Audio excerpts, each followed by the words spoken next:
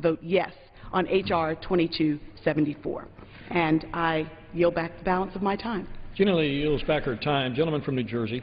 Yes. So I begin by thanking the gentlelady for her leadership on this legislation, to adopting the word I just used, which is smart legislation, smart regulation and smart legislation, but also the words you use as well as far as reducing barriers and streamlining, which is really what the gentleman from Michigan has accomplished in this legislation. You've accomplished with the legislation that's before us. The other takeaway I'm going to take from the gentlelady's comment as well is twofold. A, that this is being done in a bipartisan manner, A, but B, is that we need to move this thing forward. And by that I mean the House of Representatives now today, in a bipartisan manner, is going to be moving a good piece of job-creating legislation. The next step, we know, of course, is just across the Capitol in the U.S. Senate, and we want to make sure that this type of legislation, this legislation, in a bipartisan manner, also moves there as well. Hopefully we can link arms and join arms on getting them to move this legislation there as well. So with that, I thank the gentlelady. I thank the gentleman from Michigan, Mr. Huizinga, for all of his leadership in the committee on this legislation as well, and his other legislation that he has led on as well. And with that, I encourage the passage of 2274 and yield back at this time. The question is, will the House suspend the rules and pass the bill H.R. 2274 as amended? Those in favor say aye. Those opposed, no. Opinion of the chair, two-thirds being in the affirmative. Gentleman from New Jersey. And, Mr. Speaker, I ask for a yeas and nays taking. Those favoring a vote by the yeas and nays will rise. Sufficient number having risen, the yeas and nays are ordered pursuant to Clause 8 of Rule 20. Further proceedings on this motion will be postponed.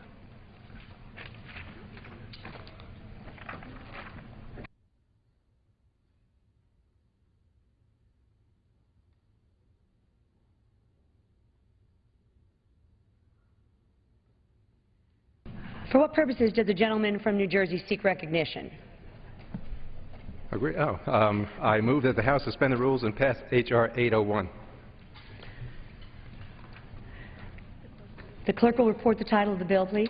Union Calendar number 242, H.R. 801, a bill to amend the Securities Exchange Act of 1934 to make the shareholder threshold for registration of savings and loan holding companies the same as for bank holding companies. Pursuant to the rule, the gentleman from New Jersey, Mr. Garrett, and the gentleman from Connecticut, Mr. Himes, each will control 20 minutes. The chair recognizes the gentleman from New Jersey. Thank you, Mr. Speaker. I ask unanimous consent that all members have 5 legislative days with which to revise and extend their remarks and submit extraneous materials for the record on H.R. 801, currently under consideration. Without objection. And at this point, Speaker, I yield myself such time as I may consume. Gentleman's recognized. I thank you. So I rise today, as I did a moment ago as well, in support of this good common sense piece of legislation, which is to now H.R. 801. And this is called the Holding Company Registration Threshold Equalization Act. And I also, just like with the prior legislation, would like to commend the bipartisan nature of the legislation before us and the bipartisan nature of the sponsors of this legislation, Representative Womack, Himes, Delaney, and the chair, Ms. Wagner as well, for their outstanding work on getting this important measure to the floor today. What does it do? H.R. 801 basically corrects a technical oversight from last Congress's Jobs Act, which was the Jumpstart Our Business Startups Act. And it does so by ensuring that savings and loans holding companies, their SLHCs, are able to take advantage of the law's provision that modify the thresholds by which bank holding companies are forced to, well, they're forced to register or to allow to deregister with the SEC. You see, most savings and loans holding companies are organized very much the same, very similarly to bank holding companies, and are subject, therefore, to basically the very similar regulatory oversight. And because this is the case, it is appropriate now for us to correct this technical oversight in the law and streamline the registration process and also the deregistration thresholds for savings and loans in bank holding companies. And so I'll end now where I began, and that is to thank the leadership for bringing up this very important legislation, and the sponsors as well for working in a bipartisan manner. And I ask that all members support this common sense legislation and the Senate consider it without any delay. And with that, I reserve the balance of my time. The gentleman reserves. I now recognize the gentleman from Connecticut. Thank you, Madam Speaker, and I yield myself such time as I may consume. The gentleman is recognized.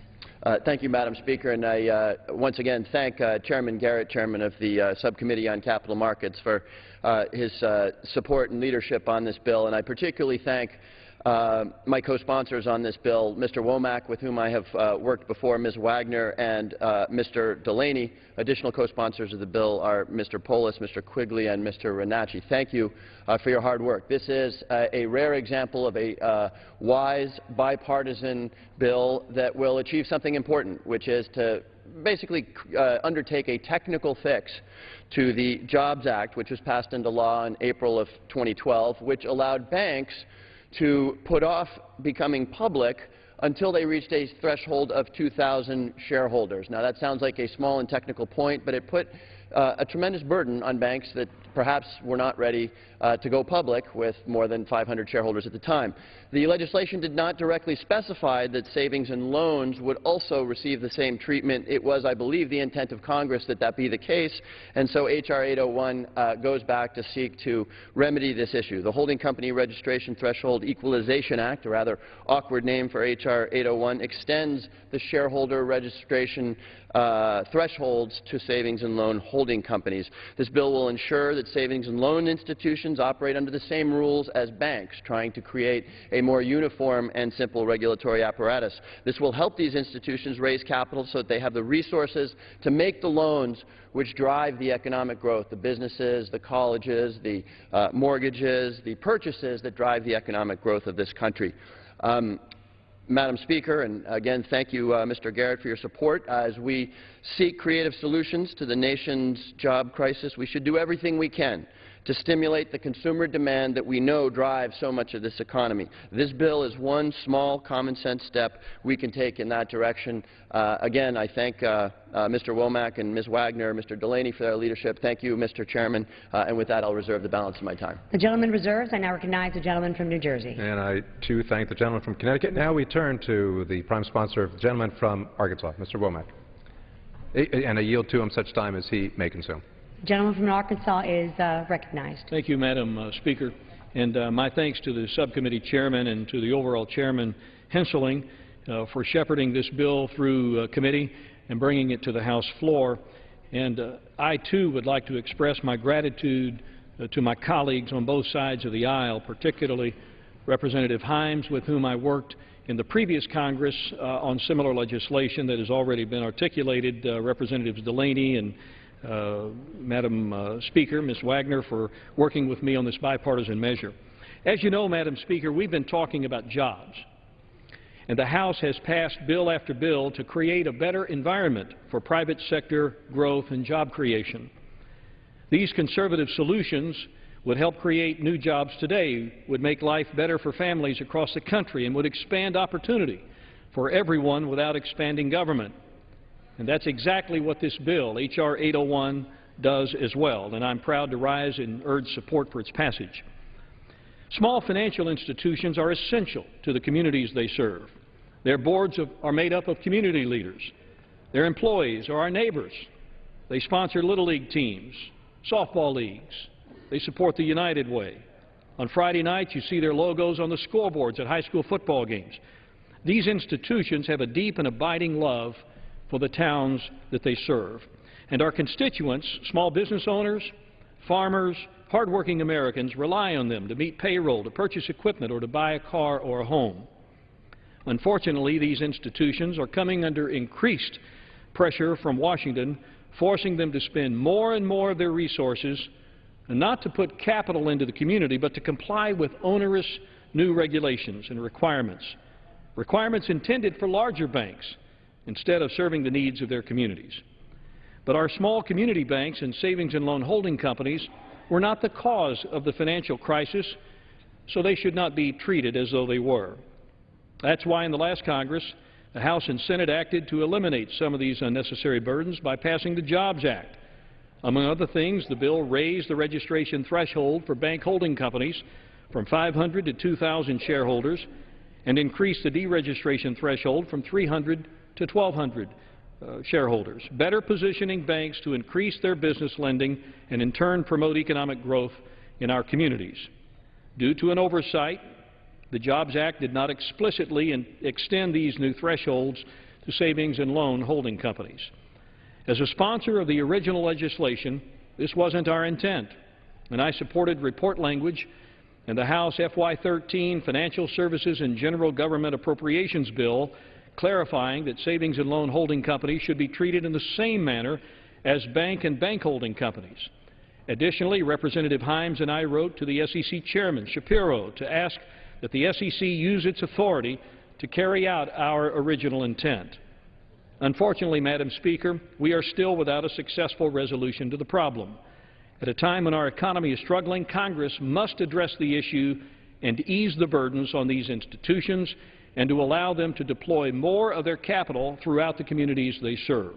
H.R. 801 does this by correcting this oversight and ensuring that savings and loan holding companies are treated in the same manner as bank and bank holding companies. I urge my colleagues to support this job-creating legislation, and I yield back the balance of my time. The gentleman from New Jersey reserved. The gentleman from Connecticut is recognized. Thank you, Madam Chair. It's now my pleasure to yield 2 minutes to my colleague, Mr. Schneider. From Illinois is recognized for 2 minutes. Thank you, Mr. Speaker. I rise today in support of H.R. 801, the Holding Company Registration Threshold Equalization Act. This simple, bipartisan measure ensures consumers and businesses, the drivers of our economy, have the access to the capital they need. The Jobs Act gave small community banks flexibility to raise capital without being required to comply with regulations specifically intended for the larger financial institutions that were responsible for the 2008 financial crisis. This was a positive change that injected much-needed capital into our local economies. However, the legislation did not specifically extend to small savings and loans holding companies. It's important that we now put the savings and loans on par with other banks, retaining the equity and diversity conducive to promoting health of our banking system. By putting additional capital in the hands of our local savings and loans, we are helping consumers who are looking for home loans, our neighbors who are starting small businesses, and small businesses that are continuing to invest in their future. This may be a technical correction, but it remains a correction that has significant beneficial implications for our communities and for our continued economic recovery. I ask my colleagues to join me in support of this measure, and I yield back the balance of my time. Gentleman yields back his time. Gentleman from New Jersey. At this time, I would like to yield as much time as she shall consume to the gentlelady from Missouri, also a prime sponsor of the legislation before us and also a leading and active member on the committee. Gentlelady from Missouri is recognized. Thank you, Mr. Speaker. And I want to thank the sponsor of this legislation, Mr. Womack of Arkansas, as well as my Democrat colleagues, Mr. Himes of Connecticut and Mr. Delaney of Maryland, for their work on this important issue. I also want to thank the chairman of the subcommittee here for his very hard work in getting this bill to the floor today. Mr. Speaker, the Jobs Act was a big win for the American economy. Since the law was passed a year and a half ago, a number of American businesses, including more than 40 biotechnology companies, as well as companies such as Kayak and Twitter, have gone public using provisions of the Jobs Act. Additionally, dozens of community banks across the country have already taken advantage of the updated SEC registration thresholds, which made up Title VI of the Jobs Act. But perhaps most encouraging is the frenzy of activity we've been seeing from entrepreneurs around the country. Whether it's small technology startups lining up at the gate to begin crowdfunding, or small businesses being able to share their story with more investors now that they are allowed to advertise. We certainly see this kind of activity in the greater St. Louis region, which has become a major hub of innovation.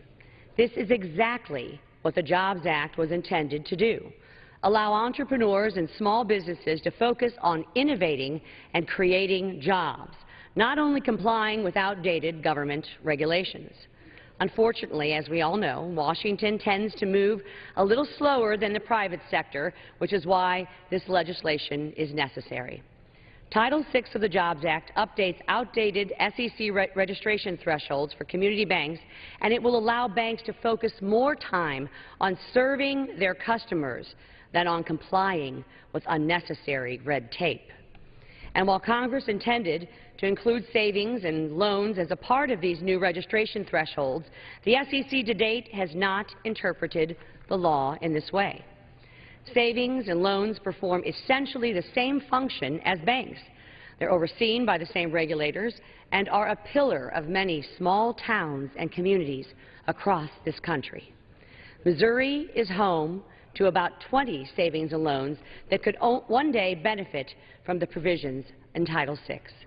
Many of them have under $200 million in assets and are located in rural areas that rely on their savings and loans for credit. Increasing the ability of these institutions to lend will help increase economic activity in Missouri and all around our great country. In order to put savings and loans on equal footing with community banks and to codify congressional intent, today we are considering H.R. 801, which will extend the updated thresholds in the Jobs Act to savings and loans. I am pleased to be a co-sponsor of this legislation because Congress must continue to take steps, no matter how incremental, to increase lending and investment in our economy. As an added bonus, this legislation comes to the floor today with strong bipartisan support, and I want to again thank my colleagues on both sides of the aisle for their work and their support on this issue, Mr. Speaker. I urge passage of the bill, and I yield back my time. Gentlelady yields back. Gentleman from Connecticut. Thank you, Mr. Speaker, and I'd like to just close by thanking you for our partnership and our work on this bill. I hope we can do more of the same. Thank Ms. Wagner and Mr. Delaney, co-sponsors of this bill, and Chairman Garrett for pushing this through. As we've said, H.R. 801 is a good idea, a bipartisan idea, and something that I hope we can see the Senate take up. With that, Mr. Speaker, I will urge support of H.R. 801 and yield back the balance of my time. Gentleman yields back his time. Gentleman from New Jersey. And thank you, Mr. Speaker. So, Mr. Speaker, I was just thinking as I was sitting here, Speaker Boehner raised the question at the beginning of this administration, where are the jobs? And it's a question that I continue to get when I go home to my district, where are the jobs after all the years of this administration? And it's a question that I hear on the floor once in a while from members who don't really follow the activity on the floor closely, where are the bills to help create jobs? As if we're not moving them. Well, today, Mr. Speaker, we have moved two more to the laundry list of other legislation out of this House to answer the question, how can we help facilitate and create more jobs for the American public? That's why I'm so pleased to be here with the sponsors of this legislation in a bipartisan manner, the H.R. 801, and to be able to get this through the House, to answer the question, where are the jobs? Well, the House of Representatives continues in its tradition of passing legislation to answer that question, to make more jobs for the American public, to streamline the regulatory process, and to reduce the number of Americans who are no longer in the workforce whatsoever. So I encourage my colleagues on both sides of the aisle to not only pass the legislation today, but also to encourage the U.S. Senate, whereas some often say all good bills go to die, to pick up this legislation and pass it in a forthright manner. And with that, I yield back. Gentleman yields back his time. The question is, will the House suspend the rules and pass the bill H.R. 801? Those in favor say aye. Those opposed, no. In the opinion of the chair, two-thirds being in the affirmative. Gentleman from New Jersey. Asking for the yeas and nays. The yeas and nays are requested. Those favoring a vote by the yeas and nays will rise. Sufficient number having risen, the yeas and nays are ordered. Pursuant to Clause 8 of Rule 20, further proceedings on this motion are postponed.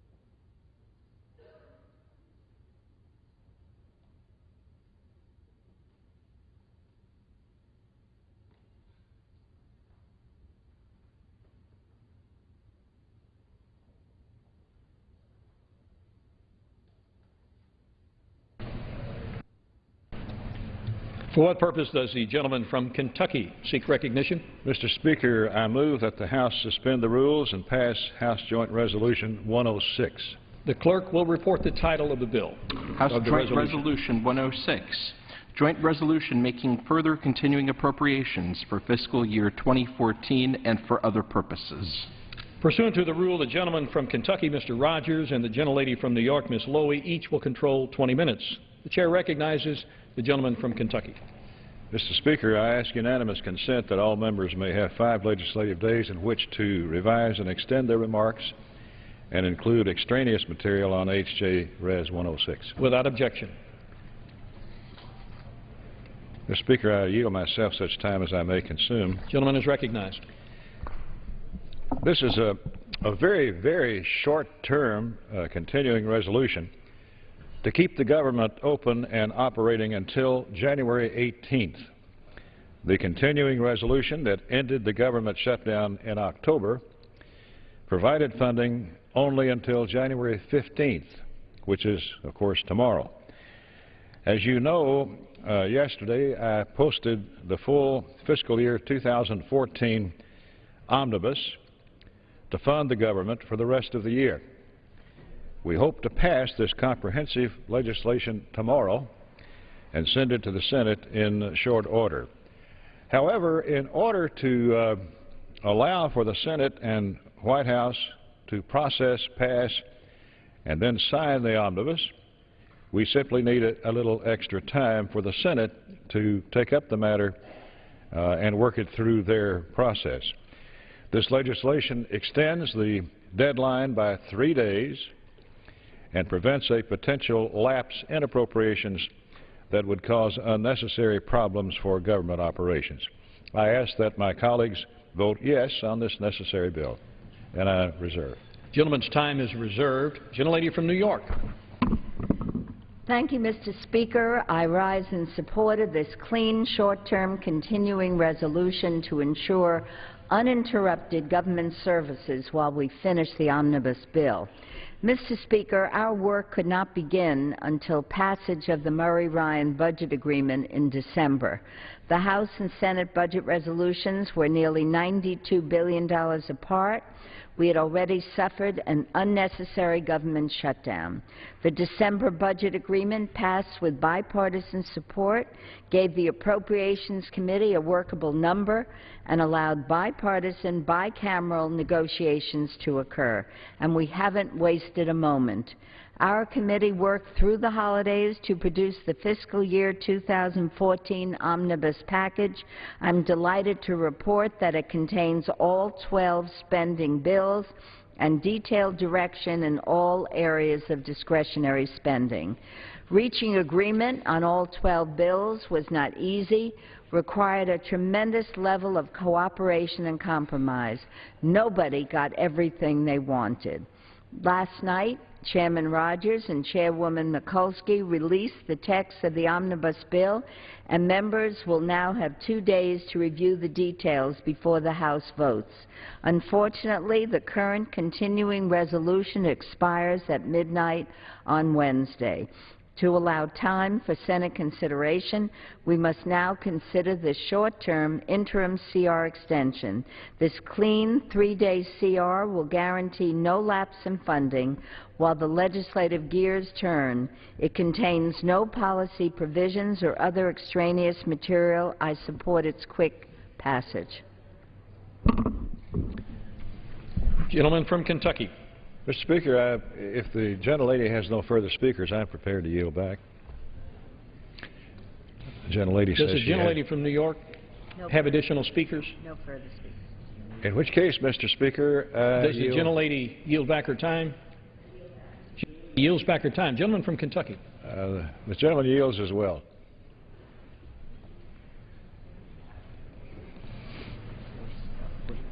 The question is, will the House suspend the rules and agree to House Joint Resolution 106? Those in favor say aye.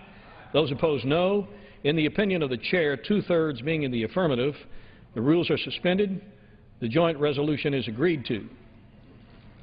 And without objection, the motion to reconsider is laid on the table.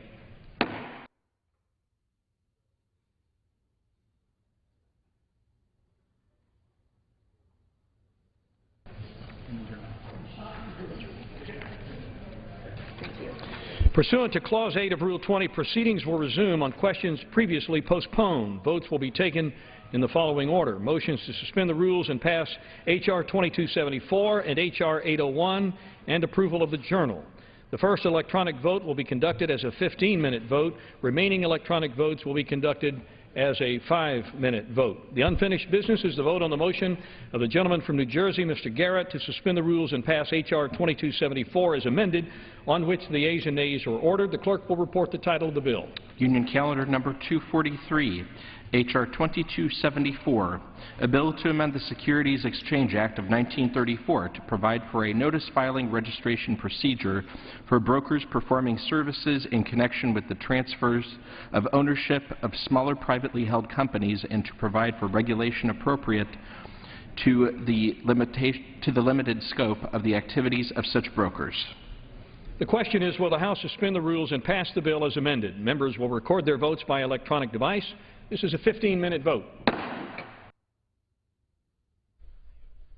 Well, just a few moments ago, the House passed a very short-term continuing resolution keeping the government funded for 3 days past tomorrow's deadline and allowing the House and Senate to finish work on the fiscal year 2014 omnibus spending bill, the bill that will cover fiscal year 2014 spending bill all the way through the end of the fiscal year. So the CR passes, which means extend government funding through Saturday, January the 18th. 3 votes on the House floor here, and we expect another round of votes later in the House as well. Just a couple of notes. The Senate is back at 2:15 Eastern. Majority Leader Harry Reid meeting with Democratic senators, the caucus now talking about the unemployment insurance bill that the Senate has been debating.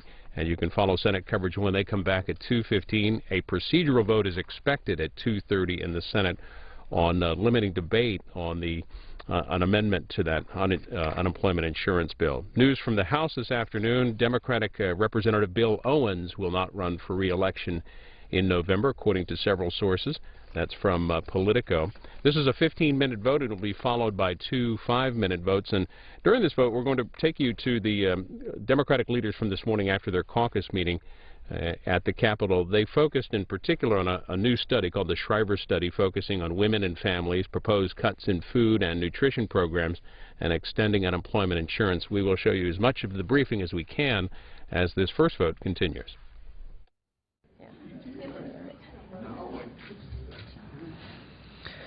Good morning. Javier Becerra, Chairman of the House Democratic Caucus, joined by our Vice Chairman Joe Crowley of New York, our colleague Congresswoman Donna Edwards of Maryland, who happens to be the the chair of the Democratic Women's Working Group, and also joined by Melissa Boteach, got it right, who is the Director of Poverty and Policy at the Center for American Progress. We had a caucus meeting where we discussed any number of things, including the impending omnibus bill that we will see on the House floor this week. We talked about the continued need to push and fight for extension of unemployment insurance for Americans who are out of work through no fault of their own. We concentrated the bulk of our time, though, to discuss something that we believe in the Democratic Caucus is indispensable for success of America and the return to an economy that's creating jobs for everyone, and that is making sure that women succeed in America, because as we like to say in the Democratic Caucus, when women succeed, America succeeds. And we're going to hear a little bit more about that from some of our speakers who are with us today. I simply want to add a couple of things. It's all about security, and I think Melissa will testify to that in her comments, that what she and the folks at CAP working with Maria Shriver and the folks who helped put together the Shriver report that talks about America and women and what we see, what you'll hear is that it's all about security. Forgetting those days of insecurity, whether it's economic insecurity or health insecurity or insecurity in the safety for your family at home, it's about having security so that you can feel confident about testing out the waters for that new job, or letting your child go off to school on her own, or making sure that you can take your ill son to the doctor. Security. And we know that these days it's been tough for America, but there are some good signs. 9 million Americans today can count on health security as a result of the Affordable Care Act and the work that it's done to help them either gain new insurance or keep their insurance. But it's not enough. We know we still have to do more for the millions of Americans who aren't totally aware of the new rights that they have under the new health security law. We know that there have been over 8 million jobs created in the past 4 years or so. That's great news. But we also know that every 8 seconds, another American is losing access to unemployment insurance benefits because this Congress has been unable to extend those emergency benefits to those Americans the way we've done in the past for decades. And we know that if we work very hard, we can build an economy that works for everyone. And so that's why we're here talking about those things that are important for us to move forward. And we were very pleased to have a report on the work that's been done by Melissa and her colleagues to make it clear to Americans what we need to do. And so with that, let me now turn to our Vice Chairman, who will talk a little bit more about these issues. But we understand that women succeed, America succeeds. Mr. Chairman, Vice Chairman. Thank you, Javier. Joe Crowley of New York. President Kennedy was fond of saying, never send a boy in to do a man's job, send a lady. I think if we modernize that, we might say today, never send a boy in to do a man's job, send a woman. But I think the message is clear. And I think it's wonderful that his niece, Maria Shriver, working on the legacy of her own father and Sergeant Shriver in the War on Poverty, and working in conjunction with our friends at CAP, Center for American Progress, that this report has been issued. I'd like to say we're excited about this report, but at the same time, the report itself is somewhat depressing and reminds us of how far we've come, but also how much further we have to go in terms of bringing about equality for women in our country, women who are not just subservient, women who are not just in the home, but women who are actually, in many cases, the sole breadwinner for a family, and how difficult it is for them today in meeting the obligations that they have for themselves and for their families. And what we as a Congress can do to make those changes, what we as a country can do, not as Democrats, not as Republicans, but as Americans, to help lift up the lives of women in our country, and in doing so, help provide for a better life for their children and for their families. They are caregivers. They are providing for their children, and at the same time, they're trying to build themselves and bring themselves out of poverty, and in doing so, helping the economy of our country. That's what we ought to be about here. So I welcome this report, and I vow to work alongside my colleagues in the House to see that we make changes in our country, not only on behalf of women, but on behalf of all American families. And someone who has been working tirelessly on this issue is our great colleague from the state of Maryland, Donna Edwards. She's one of the leaders of the cause of women's rights here in the House of Representatives and on economic justice for women in our country. Donna? Thank you. Thank you to the Chairman and the Vice Chairman, and to be here today. You know, I spent the weekend really absorbing the Shriver report. I read through the stories, I read through the facts, and in so many ways I frankly felt like I was reading about my own life earlier in my life. And what it says to me is that of the 100 million people who live on the brink of poverty, to know that 70% of them are women, as detailed in this report from the Center for American Progress and from the Shriver report. It really begs the question of why it is that we are not doing what we need to do to improve the economic lives and status of women and children and families in this country. And I know that among Democrats, we have promoted the agenda for a women's economic agenda that really does hinge on this question of what we do with women who are living on the brink of poverty. When women succeed, as our chair has said, America succeeds.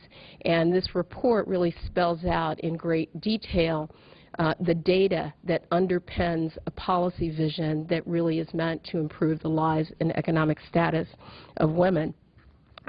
Just 48 hours before the Shriver report was released, some of my colleagues, Republican colleagues here in the Congress, a number of them took to the floor of the House, disparaging women who are single women who are heading households, who are raising children, disparaging the unemployed, so many of whom are women. And yet this data shows us that, in fact, women get up, many women get up every single day, they go to work, and they're just not making enough. They need a floor that really meets their needs to get out of poverty, and that means increasing the minimum wage from $7.25 an hour to $10.10 an hour. It means expanding opportunities for women to succeed in the economy through education. It also means the basic things like child care, because if a woman and if a family knows that their child is being cared for in a quality, accessible, affordable child care environment, it actually makes them more productive, more efficient at work. And it eliminates the stress that families feel. And so it's really unfortunate that here in the Congress, many of my Republican colleagues have chosen to focus on eliminating health care access for women and disparaging their economic circumstances instead of focusing on the things that really will make a difference in the lives of so many women. And you know what? As Democrats in our women's economic agenda, we also know that we have an agenda that will work for American women, and the legislation is there. I've introduced the Child Care Act to expand child care tax credits and opportunities for women. Pay equity. If a woman is only earning less than a man, that means that a family and a woman living on her own is deprived of 1/3 of their income. That is the difference for some women between living in poverty and not living high on the hog, but just getting by and meeting their everyday needs and responsibilities. And then again, as I've said, increasing the minimum wage. So many women in this country are looking to us here in the Congress to speak to them. And as Democrats, we're committed to doing that. And what the Shriver report does is it lays a factual and statistical foundation to the things that we know will improve the lives and status of women. And so I'm really grateful that the Center for American Progress and the Shriver report have partnered to bring these stories to the American people, the stories of the 100 million people in this country, women and children, who are living and families living on the brink of poverty. And with that, I'd like to introduce from the Center for American Progress, Melissa Batea, and thank you very much for your work. Thank you. Thank you to Representatives Becerra, Crowley, and Edwards. So as Representative Edwards said, in this country, over 100 million people are living in poverty or on its brink, and over 70% of those people are women and the children who depend on them. And this core fact has consequences not only for women and their families, it has consequences for our overall economy. Today, 2/3 of families rely on mothers as breadwinners. But if we were to cut the gender wage gap, right now women are earning on average 77 cents to the average man, with even worse disparities for African American women and Latinas. If we were to close that gender wage gap, we would cut poverty for working women and their families in half and add $500 billion to our economy. And so at its core, the Shriver report, which is a collaboration between Maria Shriver and the Center for American Progress, is about how we got here, why it matters, and how we push back from the economic brink. And to that end, the book details government solutions, business solutions, and solutions to help women themselves push back. As the representatives noted, the government solutions are very much focused on helping to women balance the reality of breadwinning and caregiving in their lives. The United States is the only developed nation with no paid family leave, no paid sick days. 2/3 of minimum wage workers are women, even though they're about half the workforce. That means that a woman who has a single mother with 2 kids who's working full-time year-round is not even above the poverty line. We talk about the need for universal pre-K and comprehensive child care, again, to help families balance breadwinning and caregiving, when women in poverty are spending about 40% of their income on child care in some cases. We also talk about what the private sector can do. So the book releases for the first time a Thrive Index that provides a set of questions that employers can ask themselves about how they can provide better opportunities for their low-wage employers. There's one section on pay benefits, but most of the things require no additional cost, but simply making reforms to modernize this nation's relationship with women and the reality of their lives. There's also personal solutions. We debut the skeleton of a new curriculum called Life Ed, which is a modern version of home ec that provides girls with the financial education that they need in order to make the right decisions moving forward. The book also provides a massive 3,500 sample poll that shows that the public is with us on these issues. You have 96% of women on the brink saying the single most important policy for them would be paid sick days. We're talking about 70% of low-wage workers who do not have a single paid sick days, forcing them to choose between staying home with a sick child or paying for this month's groceries. People widely support the minimum wage, child care. We have people talking about the need to adapt to the reality of single parents in today's economy. So the book provides solutions, it provides the evidence that there's public support for those solutions, and then it's providing the rollout and the political and public will building to help us get where we need to go. We're going to be releasing an HBO documentary Maria Shriver is co-producing with HBO on March 17th called Paycheck to Paycheck, The Life and Times of Katrina Gilbert, which profiles a day in the life of one of these women on the brink. There's a photojournalism exhibit which shows, again, a day in the life of a woman on the brink, beautiful, original, award-winning photographer photos that are really showing a face and a voice to the women that we're talking about in this report. There are women on the brink throughout the report speaking in their own words about what these policies would mean to them and the reality of their lives today. We know that we can push back from the economic brink. This book provides a blueprint, it provides why it matters, and it calls us all to action with 10 things that we can do to help us get there. I'm happy to take any questions. Thank you. So to Melissa, thank you very much for being with us, but more importantly for the work that you've done. Here it is, the report, and I think the bottom line here is that it's pretty clear. It's about rewarding work, about making it worthwhile for people to go out there and seek that livelihood and feel like they've been rewarded for working hard for America. And when, as Melissa says, 2/3 of those who are receiving the minimum wage are women, or when women are still receiving only 77 cents on the dollar compared to a man, we're not rewarding work. When you don't have any sick leave, we're not rewarding work. And this is all about making sure that there is security in America for all. And especially if you work, and work very hard, there is no reason why you should not feel secure in the greatest land on earth. And so with that, we will take any questions you might have. Frank? Speaker Boehner just said, asked about the West Virginia chemical spill, that I'm entirely confident that there are ample regulations already in the books in relation to where chemicals are housed in that regard. Do you think that that's true, or do you think that we need, or the government needs to revisit regulations in regards to chemicals so that something like this doesn't happen? And I'd like to make sure we stick to the issues that we're discussing, but this also deals with security. When you can't feel comfortable at your home drinking the water that comes out of your faucet, and you're not sure if the local and state governments or the national government are going to be there to make sure that your water is not polluted, that your children are about to drink, there are issues. There are security, important, paramount security issues that have to be addressed. Were there enough regulations in place? Was there enough oversight to make sure that this wouldn't happen? We're going to find out a little bit more. But certainly I hope the Speaker is not saying that we should loosen the oversight, the watchdogging that has to occur to make sure that the water that we pay for, because we all pay taxes for access to clean drinking water, that's not something that the Speaker would take for granted. We need to go out there and make sure that we have in place through our government, at every different level of government, the things it takes to provide us the security that we're entitled to because we pay our taxes for that. Ginger, I think you had your hand up. Yeah, you mentioned the omnibus came up in the meeting this morning.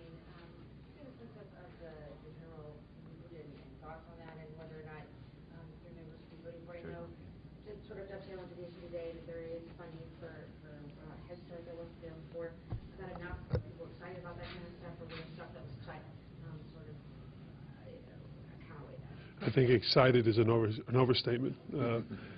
I don't think people are excited about this. I think what they do recognize it's a step forward and a movement forward. Member Lowy from New York laid out the details of what are in the bill. And I think that for the most part, it is a step forward. It's not the number that we had wanted, but the one we're forced to deal with, and it is an end to, or at least it's a mitigation of sequester for this year, and I think for that, many of us in the Democratic caucus are grateful. Ms. Edwards wanted to answer. Let me just say this. I think that, you know, to her credit, Senator Mikulski on the Senate side and Ranking Member Lowy on the Democratic side over here have done, you know, yeoman's work in trying to fit within a budget. The fact is that even with this budget presentation, we haven't extended unemployment benefits for 1.3 million people in December, another 72,000 people every single week who've lost their unemployment benefits, their long-term unemployment benefits. Democrats are going to be required to provide a lot of votes in order to pass this appropriations package. Republicans need to extend unemployment benefits without conditions. I just want to add to that because I think Donna has hit it right on the money. Many of us in December when we voted for this opportunity to have a year-long budget did so because we wanted to move this process along for the 3 months it would take to come up with this full omnibus, this full budget package. But we don't want to do it leaving Americans who've lost their jobs through no fault of their own behind. As I just mentioned, in the time that we've been speaking, I could see 100 Americans have lost their unemployment benefits. And so we don't intend to leave them behind.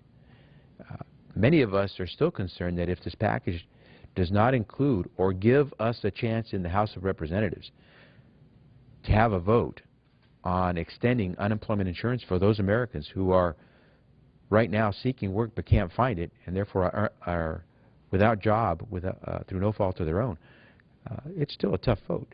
This is a Republican proposed budget by Paul Ryan. Our Democrats, Nita Lowy, in the House, worked very hard to make it as good as we could, but please, no one should be deceived into believing that this is something we enjoy doing. And if we can't see our Republican colleagues give Americans a chance to have their unemployment insurance extended on an emergency basis, it may be a tough vote for a number of us. Are you saying you want an amendment in order to this omnibus later this week for the Rules Committee on UI? We want to vote. Just the way you see every week Republicans have a way in the House of Representatives to put a bill on the floor that will repeal all or part of the new health security law that's helped 9 million Americans already. Somehow they can figure out a way to get a bill like that on the floor without ever having gone through committee, without ever having had conversation with Democrats. There's always a bill to do that. And if they can follow through on that obsession to eliminate that health security law to the point of spending taxpayer money to put a bill like that on the floor of the House, we believe that it shouldn't take that much effort to get a bill on the floor of the House that helps Americans who are out of work through no fault of their own so that they can continue getting their emergency unemployment insurance. So you're asking for an amendment on the omnibus, yet H.J.Res, with the exception of yesterday afternoon, had filled the amendment tree trying to block amendments on the UI bill there. I guess I'm hearing different things. Chad, there are any number of ways to get a bill on the floor of the House that don't require only an amendment on the omnibus. As I just said, we had a bill this week that dealt with, once again, undoing part of the Affordable Care Act. We had one last week, I believe, at least one, and I guarantee you, when we come back again after this week, we'll have another bill on the floor of the House issued by our Republican colleagues that will have not gone through any vetting process through committees or anything else that would undermine health security for Americans. If we can do that, we should be able to get a bill on the floor that helps extend unemployment insurance for those over 1 million Americans and 1 every 8 seconds who is losing those desperately needed emergency unemployment insurance benefits. I don't know if anyone else. I just want to add one point to that. The Americans who need unemployment insurance don't care about how we get it done. They just want us to do it. They want us to get it done. This is, again, you know, we talked before about the issue of women. This is not a Democrat or Republican issue. Unemployment insurance ought not to be a Democratic or Republican issue. It has taken on that face, but it ought not be the case. And what they're looking for is an agreement that, yes, we will extend unemployment insurance for those who desperately need it. People who are now making decisions. I've had email from a friend of mine who said he's just worked out a deal with his bank to hold on to his house for another 5 months. In the end, he has to make a balloon payment. He has to make decisions of whether he can put food on the table, his children and their school needs, et cetera, et cetera. The burdens of life, the normal average burdens of life that he and his wife are dealing with. Those are the people we're talking about. And this is a modicum of support. This is not the end all to their lives. This is just getting them through a rough patch. That's what we're talking about. So, you know, it ought not be a question of whether we're putting on the back or tagging this onto the bill before us, and that would be acceptable to us. But if there were another vehicle by which we can get our Republican colleagues to agree to moving forward on the issue of UI, that's what we're asking. That's what we're demanding. On the Farm Bill, sounds like the latest figure on SNAP cuts is $9 billion, which is much closer to your number than it is to the Republicans' $40 billion, but I think it's still going to be a tough vote for a lot of your members. What are you hearing from the caucus, and is that something that you could support? You know, Melissa just got up here and talked about the insecurity that families are facing. Women who are typically the principal caregiver for so many children in America likely are not going to be surprised to hear the news that there are some in Congress who want to cut nutrition from the programs that millions of families depend on. If our option is cutting $40 billion out of food nutrition for millions of families versus cutting $9 billion, well, it's clear which is a better option. I don't think Democrats believe that that's the only option we should have, though. And I don't think we're rewarding those who work if we tell them that simply because you don't make enough and you qualify for some nutrition programs for your kids, that we're going to deny you that. I have a very difficult time with any bill that tells me I should be happy that we're only cutting $9 billion out of food nutrition programs for some of the neediest families with children in America. So nothing's done yet, and I hope that those conferees who are working on a farm bill understand that if you can figure out a way to give subsidies to people who live in cities to own agricultural lands and then be able to reap profits because the taxpayer is giving them some type of ag subsidy for living in New York while they're getting it for property in Montana, I got to ask why a child in America who right now depends on that breakfast at school should face the consequence of losing that breakfast if we're going to give subsidies to folks who don't even farm in an agricultural bill. So I didn't answer it directly, but I will tell you that I have a hard time believing that this is the course that America takes if we're going to try to reward those who work very hard. Congressman, we saw the statements about bipartisanship on the omnibus, but were your colleagues chafing at how much you gave away? There are some proposed restrictions on the Affordable Care Act. Did you get the kind of deal you think you could improve on? And I want to give Melissa a chance, if she wants to, along with my colleagues, comment on the last question about the Farm Bill and nutrition programs. But listen, many of us voted for the bill in December that gave us an opportunity to come up with this omnibus budget bill that moves us forward for beyond a year. This is not a world I hope we live in for very long. This is not the America I grew up knowing that what we do is we tell kids, whether it's through the nutrition programs, that they're not going to have a breakfast because we weren't willing to go after the subsidies we give to big oil to go drill for oil, or we're not going to stop the subsidies we give to wealthy Americans who purchase yachts and then get to write off the cost of the mortgage on or the lease on that yacht at the taxpayer's expense. Those aren't the kinds of things that make me believe that this is America that I grew up knowing. So there are some very tough items in that omnibus bill, and a lot of us are going to have to look very closely. And we're going to look even closer at it if it continues to exclude the over 1 million Americans who have lost their jobs through no fault of their own. And now, under this Congress, with some of our Republican colleagues, are on the verge of losing their emergency unemployment insurance because of the political actions here in Washington, D.C. But let me see if anyone wishes to comment. Yeah. I will just say very briefly on the farm bill that as Chairman Becerra has outlined, the nutrition cuts that are proposed are deeply concerning. They're not $40 billion, they're $9 billion instead. I'm going to look to some guidance from some of our conferees who are strong champions, particularly of our nutrition program. The chair of the Congressional Black Caucus, Marcia Fudge, who also sits on the conference for guidance. But you know, when you think about what's been outlined in the Shriver report and what people who are on the brink of poverty are experiencing, and that they dip in and out of poverty, and some of the ways that they are sustained is because of our nutrition programs, because they can go to a food pantry that may have some local support and some community support, but also has federal support. It's because their children can go to school and get free and reduced breakfast and lunch, and in many states, like in Maryland,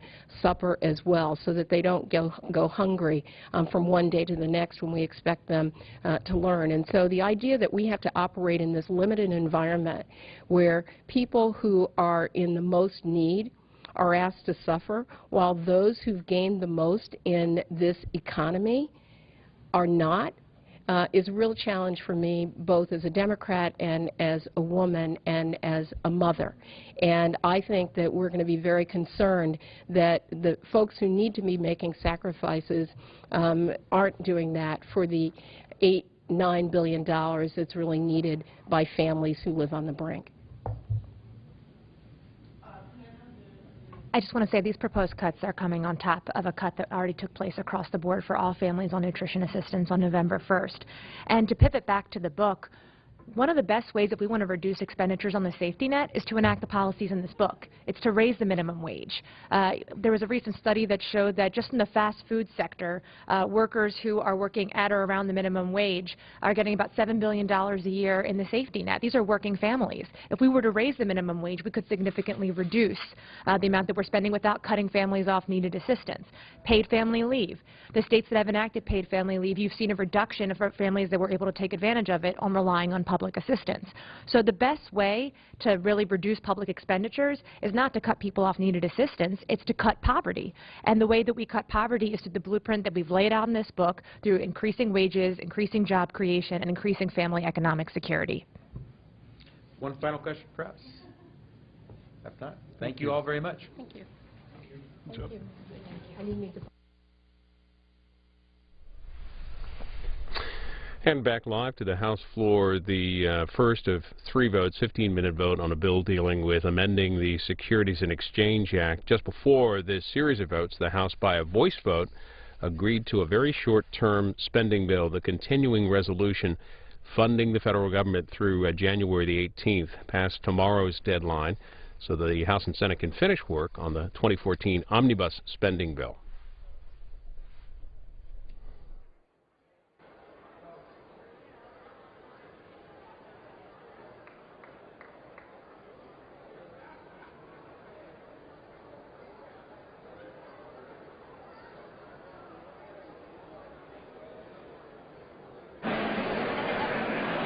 On this vote, the yeas are 422 and the nays are 0. 2/3 being in the affirmative, the rules are suspended. The bill is passed, and without objection, a motion to reconsider is laid on the table. Without objection, the title is amended. The unfinished business is the vote on the motion of the gentleman from New Jersey, Mr. Garrett, to suspend the rules and pass H.R. 801, on which the yeas and nays were ordered. The clerk will report the title of the bill. Union Calendar number 242, H.R. 801, a bill to amend the Securities Exchange Act of 1934 to make the shareholder threshold for registration of savings and loan holding companies the same as for the bank holding companies. The question is, will the House suspend the rules and pass the bill? Members record their votes by electronic device. This is a 5-minute vote. It's the second of 3 votes, another bill dealing with amending the Securities and Exchange Act of 1934. It's a 5-minute vote. Ahead of this series of votes, the House, by a voice vote, approved the short-term continuing resolution funding the federal government through January the 18th, this Saturday, so that they can finish work on the omnibus spending bill, which would fund the government through the rest of the fiscal year. We get more from a Capitol Hill